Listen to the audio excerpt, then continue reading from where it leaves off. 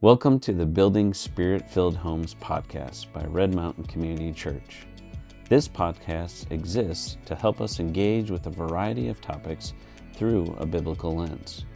It is our prayer that we'll take all that we learn from these conversations and apply them to our lives so that we can make a kingdom impact on those around us, starting in our home.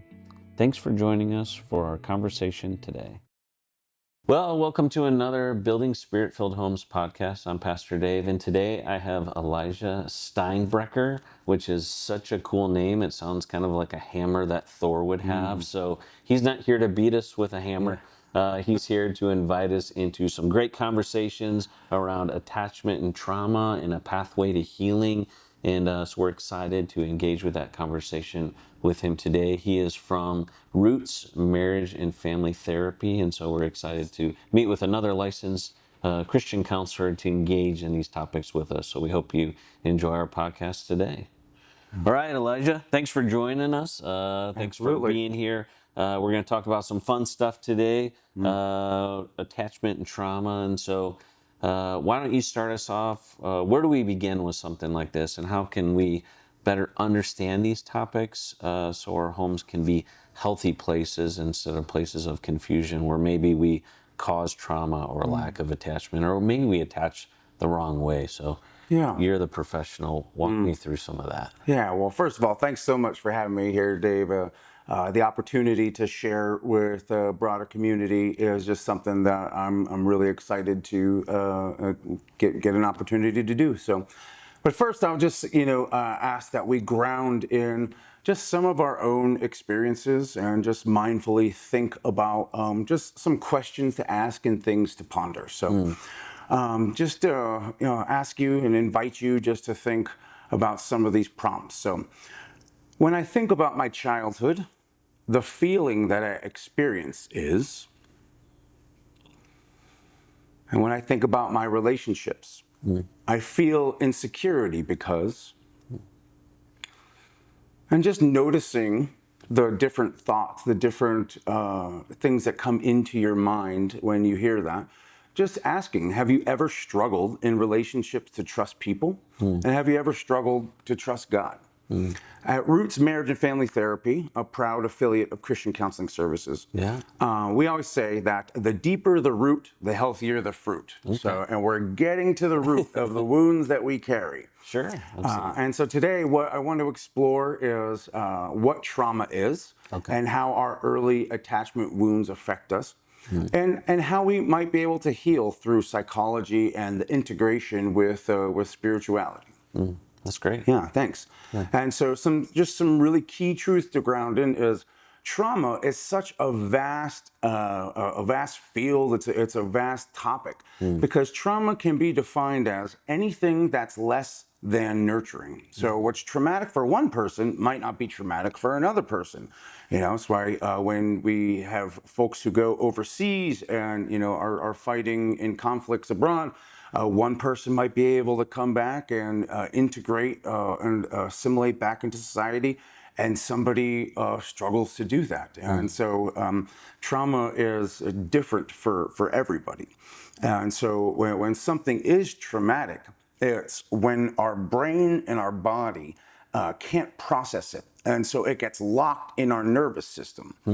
And so now when we experience something that we would identify as a trigger or something that reminds us of that, it can bring us back into that feeling state of what it's like at the moment of the trauma. And so there are different types of trauma. So when we talk about trauma, there is acute trauma, so like a car accident, something like a natural disaster. There's chronic trauma, so something that might be with somebody who experienced abuse. Or there's also complex trauma, so where also known as developmental trauma, things that happened in our childhood when the person who was supposed to be the one who's giving me warmth, love, and nurturing is actually the one who is the source of my pain and my wounds.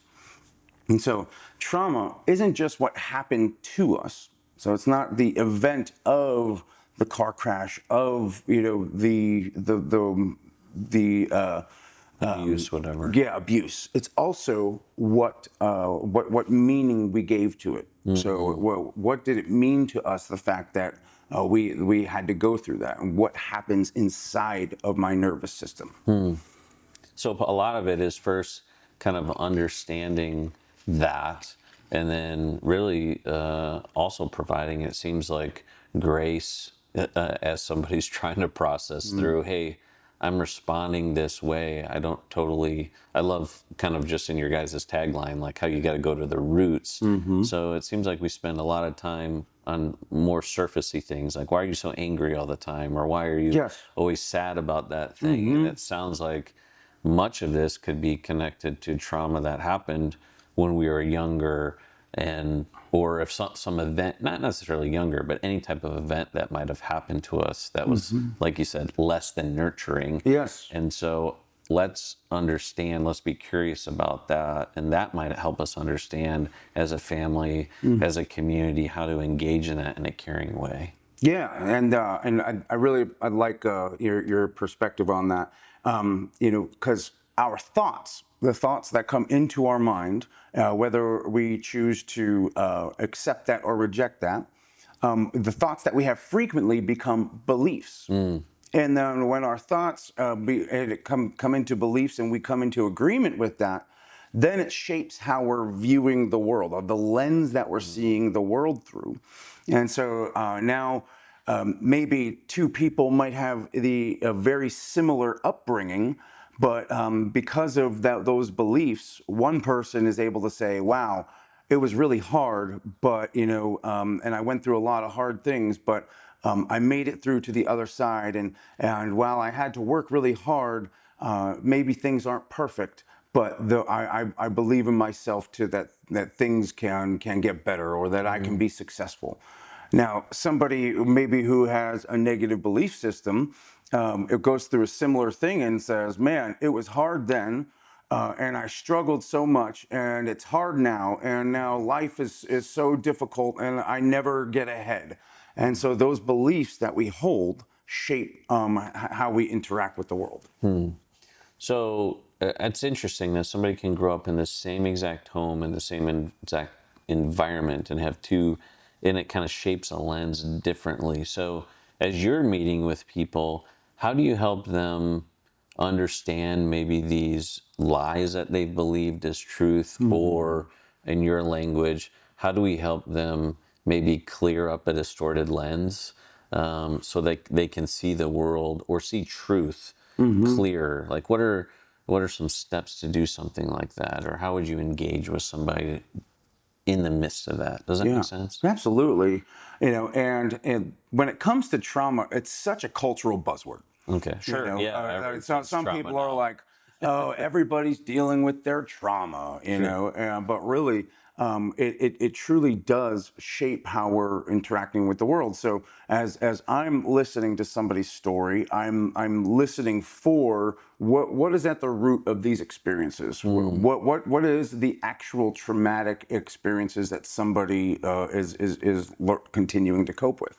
And so as we're doing that, we're looking at family of origin. And the reason why, a lot of people, when they come to therapy, they think, well, I have this issue right here. I'm struggling with communication with my partner, or I'm struggling with anger right now. Why are we talking about the past? Why are we talking about my family? I don't want to talk about the past, or it's uncomfortable to talk about the past. So, but in trauma-informed care, we say whatever the presenting issues are, compulsive behaviors, addictions, conflict of any kind, it's attached to some trauma, something that was less than nurturing in our past. So we're going back, we're uncovering the things that potentially happened a really long time ago. And in that, we're getting to the root of those wounds. And the reason why we're talking about the past so much is because as human beings, God created us for connection. We cannot not connect. A child or an infant who has no connection with another person can potentially pass away. It's called failure to thrive.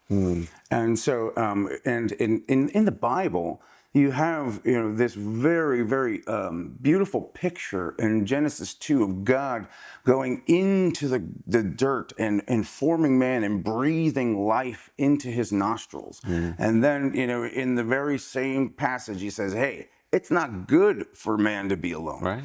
And so you have this picture of the connection between the breath that God just breathes into us. And then, sorry. You're good.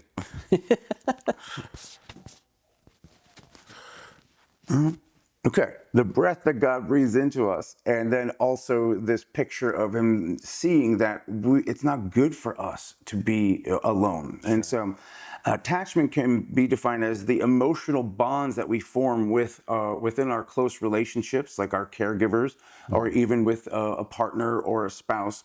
And then those bonds shape how we view ourselves. It shapes how we interact with the world around us. And then it also shapes how we could potentially view God. And so when we think about attachment, this dance of attachment, I'm a visual person, so I'm just showing you kind of what this looks like. And so, the baby cries, the parent comes, soothes the child, and then the child is okay. So then, little Dave comes home from school crying about the bully on the playground. Mom soothes Dave, and Dave stops crying, and then Dave's okay. And so this dance of attachment happens thousands and thousands of times in our early experiences, and it shapes how we engage in relationships later in life. Now, let's say that a parent was, the first time they were warm and nurturing, and then the second time they're a little bit more frustrated, and then the third time I don't want to hear about that bully on the playground. Stop complaining and go to your room, and when you're ready to talk to me, then you can come out and we'll discuss it. So when there's inconsistent warmth and nurturing, when there is unpredictable relationship dynamics, or a parent is outright abusive, it can form wounds for that child. And so how we kind of view this is secure attachment, anxious attachment, avoidant attachment, and then disorganized. And so what that might look like is, so a secure attachment is what that's what we want. We want secure attachment. So That's the goal. yes, I believe in myself. I see myself as a positive identity, and I have secure connection with the people in my life. So I'm safe, and my relationships with others are safe. Now, let's say that parent was unpredictable, or the child received warmth inconsistently. So how that might form them is, I have a negative sense of self. So that bully was right. I am a big dummy. So my mom, she was mean to me, so he must be right. And then, but everybody else is okay. And so something's wrong with me. It's other people are okay. I have security with others, but I'm the problem. So internally, Yes. take that on. And then the avoidant person is, I'm okay. It's all y'all that are messed up. It's other people that are unsafe, that are insecure. And so that might be a family where mom and dad have stuff going on, and they don't have time to talk to Dave about all of the issues going on at school. Or maybe parents just are not emotionally available. There's inconsistent emotional security. And so I just have to become needless and wantless, or Dave in this case becomes needless and wantless, and so I don't need emotional connection. But underneath the surface is this wounded part. It's like, I just wanted warmth and security, and I couldn't get it. And then so we call disorganized attachment is, I have a negative sense of myself, and Everybody else. I have a negative sense of other people. So I don't trust who I am, and I don't trust other people. And so, what that might sound like is, we're fine. Everything in our relationship, it feels, secure. And then I might say something that triggers you, and immediately you turn on me and say, why would you say that? I can't believe you would even, talk to me like that. You're such a mean person. Get out of here. I don't want anything to do with you. And so it's like, oh my gosh, what did I say? What did I do? Just leave. And then, I'm out in the parking lot, and you come out and you go, I didn't mean it. I'm so sorry. Please come back. I just want to finish our conversation. So it's like this push, this pull. This phrase we say with disorganized attachment is, I hate you. Don't leave me. Yeah, I think there might be a book out there like that. So, so the goal is security, but anxious attachment is when maybe there's an inconsistency of warmth. An avoidant attachment is when there's possibly parents who are not available emotionally, and disorganized is when the person who is my source of care and warmth is actually the one who is hurting me as well. And so, and then remember that the way that personality organizes, it predicts, or can be. It can be the catalyst for how we engage in relationship later in life. So since we're designed by God to connect, and we can move away from a secure attachment into these different buckets, how do we help one realize that we're in one of those, and then two, how do we move from that back towards what I would say a God-centered, secure attachment, understanding that we are a part of one body, that we're created for community, we're created on purpose and for a greater purpose. We need one another. How do you help somebody move towards that reality? So first thing is, the person has to be willing to acknowledge that there is some sort of inconsistency, that there is a problem in how I see myself compared to other people, and how I walk through the world. Because a lot of this is related to personality, or can be related to personality, and so where personality is basically the lens that I'm viewing the world from. And so if I think that personality, or if I think that I'm okay and everybody else is the problem, that's going to be a much different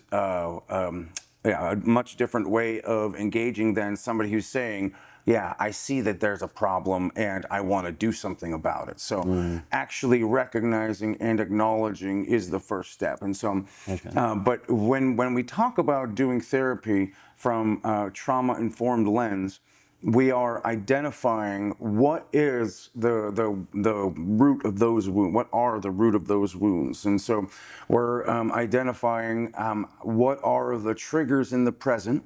And then what's my thought about that? What are my emotions about that? How does that feel in my body? And we're connecting it to those early experiences of, oh wow, this does remind me of what it's like when I was yelled at as a child. And so, in my own life, being in relationship with my wife, if there's a sense of tension and loud voices and raised voices, I can feel the feeling of what it was like to be a kid, and what it was like to have family that was in high conflict. And so I'm aware of that. Now, if I wasn't aware of that and I just moved right into my defensive strategies, then I might just start yelling, or I might fight back. But being able to notice it is the first step. Okay. And then, and in trauma therapy, everybody at Roots Marriage and Family Therapy and Christian Counseling is trained in a style of therapy known as EMDR, which is eye movement, desensitization, and reprocessing. And so in trauma-informed care, we are getting to those roots, and we are using that model of therapy in order to decrease the amount of distress related to those early experiences. And the body, so the nervous system and the brain, metabolize those experiences in trauma therapy. And so basically there's all this distress and all of this all of this angst built up because I'm being triggered in the present because of things that happened in my past. And so now, since we're going in the past, we are identifying the traumatic experience, and we're using that as a doorway into the nervous system to understand what were my thoughts about that experience. What did it feel like to go through that? And if you remember, trauma isn't just what happened to me. It's also the meaning that I assign to it. It's also what's happening inside my nervous system. So we're actually getting into the very nuanced aspects of the sensations in the body. And so understanding that what we don't heal from, we will repeat. So those experiences that we went through as children, we repeat those as adults until we actually acknowledge that there is something to heal from. And so we all have some form of wounding. And so the other aspect around that is, a lot of times because of those early experiences, people come, to faith, whether, born on the altar, first word was Jesus, or born on the bar, in a cloud of smoke. Sure. When we come to faith, and we acknowledge, man, I'm a sinner in desperate need of the grace and mercy of Jesus. Because those early experiences have it's wounded me. A lot of times people look at their Heavenly Father the way that their earthly caregivers treated them. And so now I'm viewing God in light of how I was treated by my earthly caregivers. And so our Father can unconsciously or we can unconsciously transmit our relationship with our earthly father with our Heavenly Father. And so what that might sound like is, man, I can read in the Bible that I'm a child of God, but I sure don't feel like a child of God. Or I have to perform. I have to be perfect for God to actually love me. So we started taking that kind of dysfunction and projecting it, or dysfunction, woundedness, hurt, those feelings, those thoughts onto even God in our faith, Yes. which then produces a less than God. Yep. And so part of actually healing our relationship, even in faith, is going back and understanding where is the rootedness of Yes. that coming from. And as we meet, as we understand those, and heal in those places through faith and through processes like EMDR, we're able to then, instead of redlining, maybe, I don't know if this is a good analogy, but instead of being in the red whenever those things happen, and now we're moving that needle a little bit back. So like when that event happens, oh, I'm feeling this way, I'm thinking about that, but I know truth about that. So instead of going right to red, maybe I'm at a 3 or a 4. Maybe I'm at a 5. I'm getting close, but I'm not at a 9. Yeah. Right. And so, but that even can happen to, I guess it sounds like too, even in our faith journey, we can project that onto the Lord, even though that's not truth, which would make me think, hey, I need to go back and heal those things, but I also need to spend time in God's word to speak truth Yes. over those things. Like, who is God? What are his Yes. promises?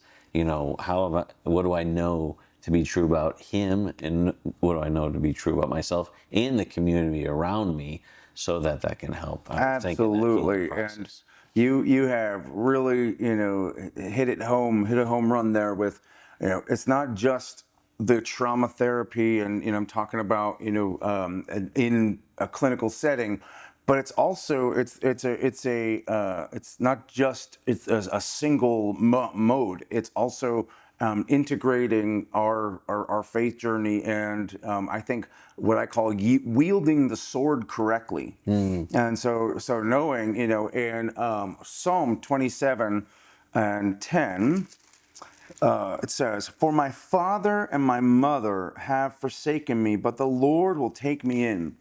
And so when we were wielding the sword correctly, being able to notice that this is how I'm feeling. So when I think about God, maybe I used to believe that God is silent when I need him most because maybe that's how I experience my earthly caregivers.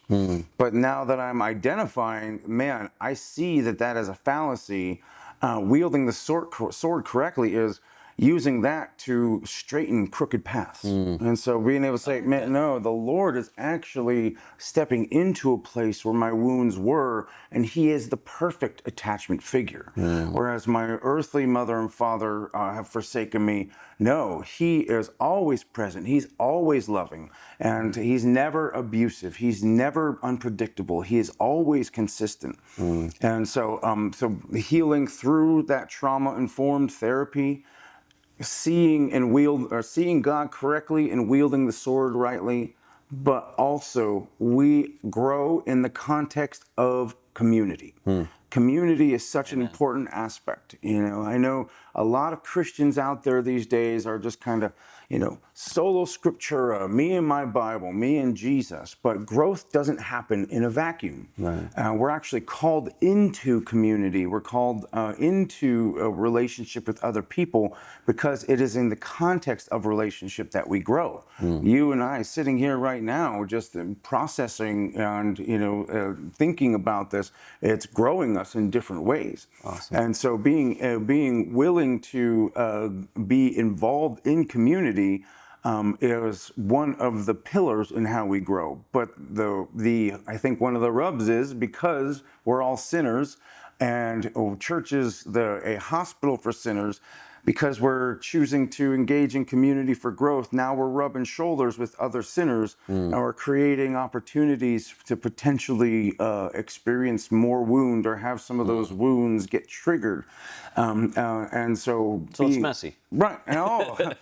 Being willing to press in is where that growth happens. God meets us at the end of ourself. And so when we acknowledge that there are wounds that we need to heal, we seek help through trauma-informed care. We're seeing God in the right lens and using his word to grow us. And we're inviting community in to help us grow and step into more and more of who God made us to be. Perfect. Well, Elijah, honestly, that's about all the time we have for today, but so much more. I hope this has piqued your interest on trauma and attachment. All of Elijah's information is available connected to this video. Also, you can connect with me at Red Mountain Community Church. I can get you connected to Elijah as well. If you want to hear more about this, we'd love to talk with you more about this. But again, these videos are kind of to plant some seeds, give some ideas of understanding. So there's way more we can talk about.